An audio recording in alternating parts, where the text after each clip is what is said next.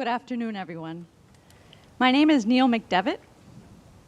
I'm from North Wales, Pennsylvania. I'm the mayor for the borough of North Wales. Today, we celebrate the Americans with Disabilities Act, Disability Pride, and Deaf Awareness Month. We are here today to celebrate the victories of the people who fought for our human and civil rights and prepare ourselves for the ongoing challenges that lay ahead. I'm deaf. I was born in 1973, extremely prematurely, and I became deaf when I received too much oxygen. I was adopted by two wonderful parents, Neil and Susan, and they decided that we would chart our own path as a family. And they decided that we would use sign language as our primary method of communication. A lot of parents of deaf children still don't know sign language. And so for most of my childhood, my mother actually signed better than I did. Like many of you, I woke up one morning with rights I did not go to bed with.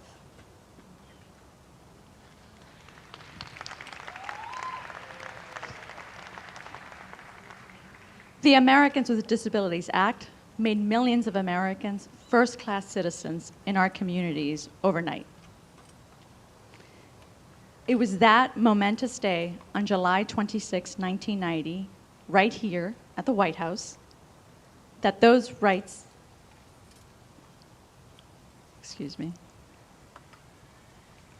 that those rights were signed into law. And it's a direct line from that day, July 26, to me being here standing before you as the first deaf person to be directly elected as mayor in the United States. I'm proud to say that this administration has been steadfast in their fight to eliminate the barriers we face daily. President Biden and Vice President Harris have had our backs from day one. It's my honor and privilege to introduce President Joe Biden. Thank you, President. Thank you. Thank you so much.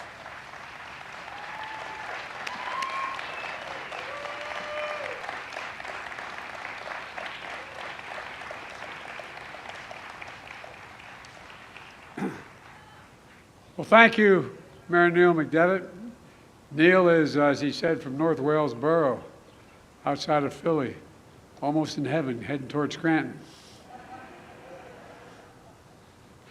Neil's the first deaf person ever elected mayor in the history of our nation. You're also a proud alum of one of the nation's great universities, and I've spoken there several times, Gallaudet University here in Washington, D.C. That's real. The first university in the world, exclusively for deaf and hard of hearing persons. His charter was signed 160 years ago, in the middle of the Civil War, by President Abraham Lincoln, who said everyone deserves, and I quote, a fair chance in the race of life. A fair chance in the race of life. Folks, that's the idea. That's why we're here today.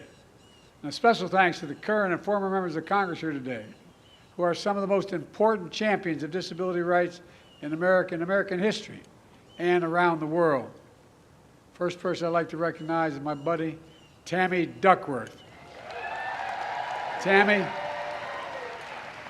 not only has a heart as big as her head, but God love her, she's a genuine war hero. You're incredible, Tammy. You're incredible. And my good friend, and he is a good friend, he won't acknowledge it, but you know I like him, I love him too. Steny Hoyer. Steny represents the western shore of Delaware. I kid him all the time. Former Representative Tony Coelho. Tony. I was bragging about Tony today. It's been a long time we've known each other. My younger staff was asking about him, and And when he walked up and gave me a hug, I said, God, he does know him. See you in Rehoboth, Tony. And Jim, where are you, Jim? Jim Langerman.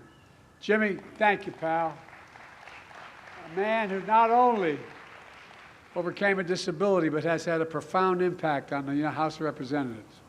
And Congressman Steve Cohen. Steve, good to see you, pal. Mark DeSagne. Mark, where are you? There you go, Mark. Good to see you, buddy.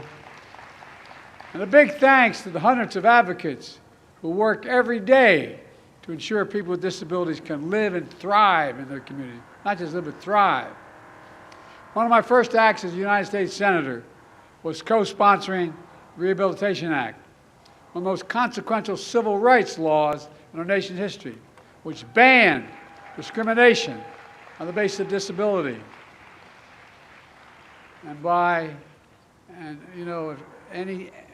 No disability could be not looked at without any program that was funded by the federal government. Promoted equal access to communities, authorized independent living services, and so much more.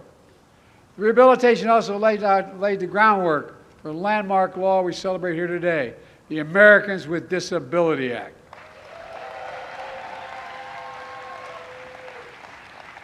Steny and Tony, they led the charge in the House of Representatives. I mean that sincerely. Led the charge, along with Major Owens. And Tom Harkin and Bob Dole led in the Senate. I was a kid, but I was proud to be a co-sponsor in the Senate.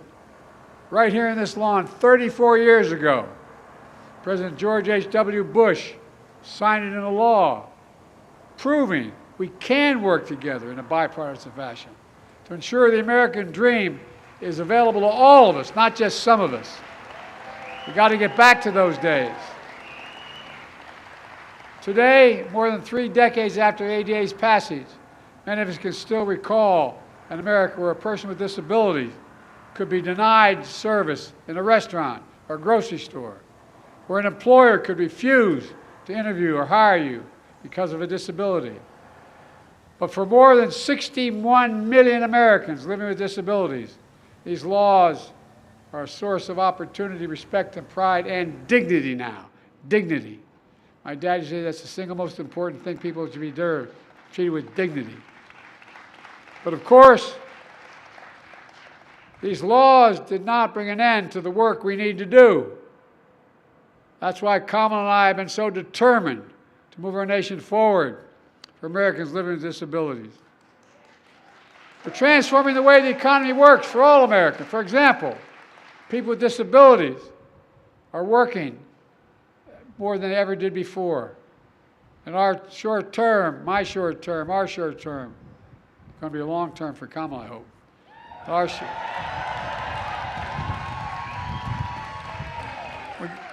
A record 16 million jobs were created. But of those 16 million, 2.2 million jobs were with people with disabilities, the highest unemployment rate on record. Wages are up. In fact, the median household income for disabled Americans is up $10,000 since Kamala and I came to office. The Labor Department is protecting workers with disability and fighting to end unjust employment practices. We're also helping state and local governments and businesses and nonprofits access federal funds to hire more disabled Americans. Access federal to hire more disabled Americans. And we're going to continue to make sure this administration looks like America, appointing people with disabilities to positions throughout our government, throughout this government. You know, with your partnership, we're improving access to health care and home care. Before some doctors and hospitals actually were denying medical treatment related to organ donations and life-saving care for disabled Americans, based simply on their disability alone. Sorry, the sun's shining.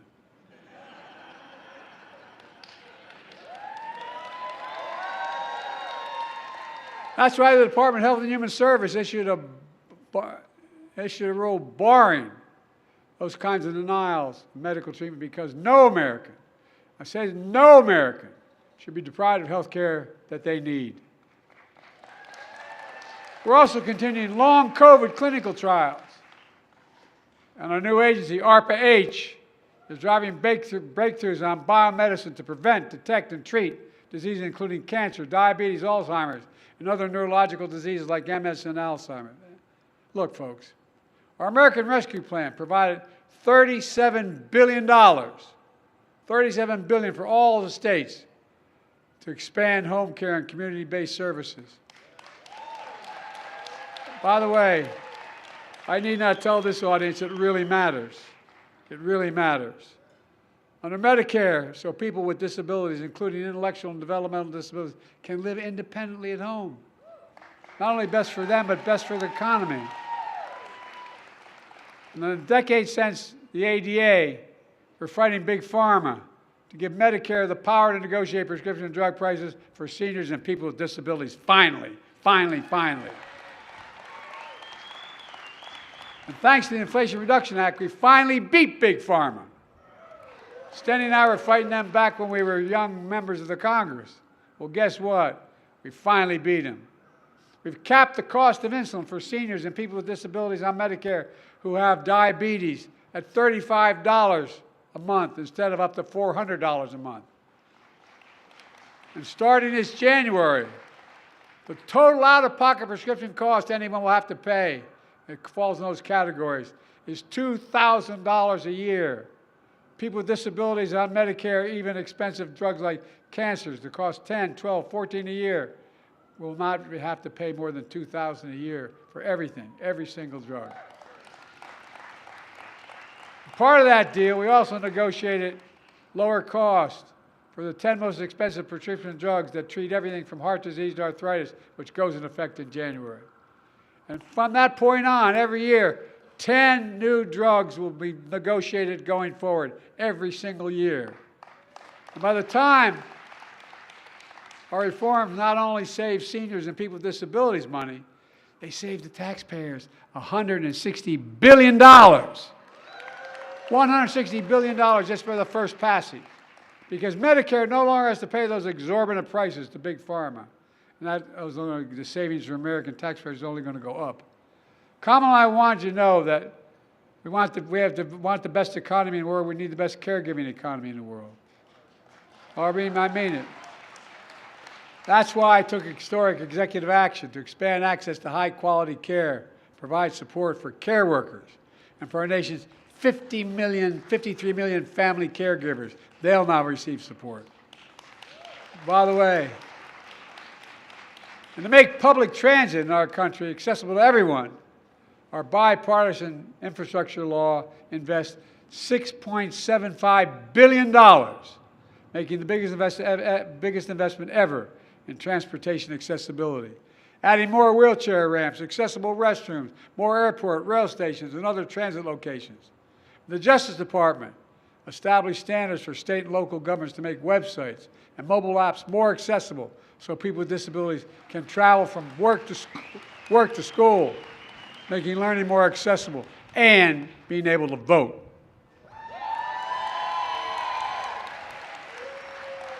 And something Cam and I are really proud of, we celebrate disability pride. Pride. That's what all of you embody. I really mean, from the bottom of my heart, that you embody. That's what we witnessed in the past 2 weeks when we've watching Team USA compete in the Paralympics in Paris. Weren't they incredible? I mean it, really. Absolutely mind-blowing. And thank you all from the bottom of my heart for showing you what to do to ensure that the promise of America is delivered to all Americans. So that everyone, and I mean this truly, everyone has a fair chance in the race of life. That's all we're asking for. Everyone has a fair chance in the race of life. Just have to remember who the hell we are. I mean this sincerely. We're the United States of America. And there's nothing, I mean this sincerely, there's nothing beyond our capacity when we set our mind to it and do it together. Now let's get everything moving faster. God bless you all, and may God protect our troops. I'm so proud to be with you. Thank you, thank you, thank you.